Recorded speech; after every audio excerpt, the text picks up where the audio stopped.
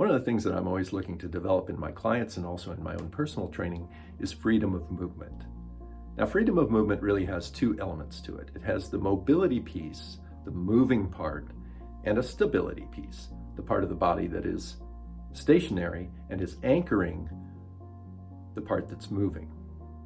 So I want to show you a few different exercises that I use both for myself and with clients that will demonstrate this idea of mobility and stability working together. So one of the exercises that I like to use for hip mobility is on the foam roller.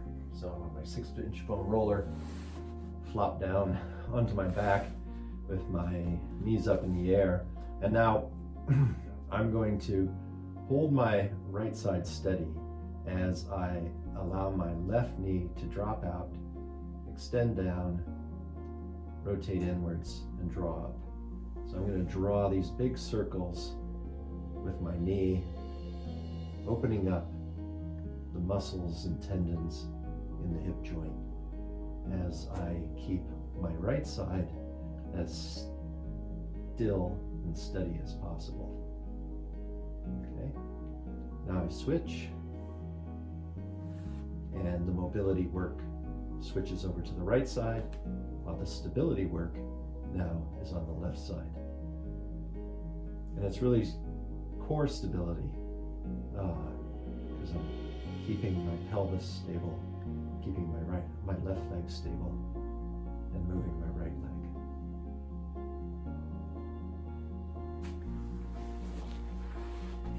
This next exercise is going to be a standing exercise, and I'm going to be using the resistance band, one unilaterally, just working one side, but really focusing on the stability component in this movement. So with the band in my left hand, I'm going to be standing on my right leg. I'm going to extend my arm out, and I'm going to extend my left leg behind me, so I'm balancing on my right leg. Extend my right arm out just to help with the balance.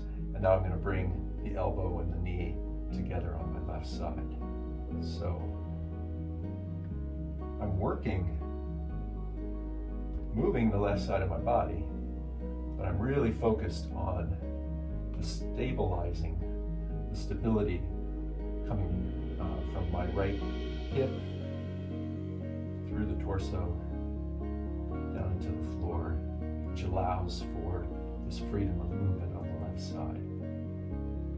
Now this third exercise is one that I do. I'm a kayaker, so I do it to build shoulder strength for paddling.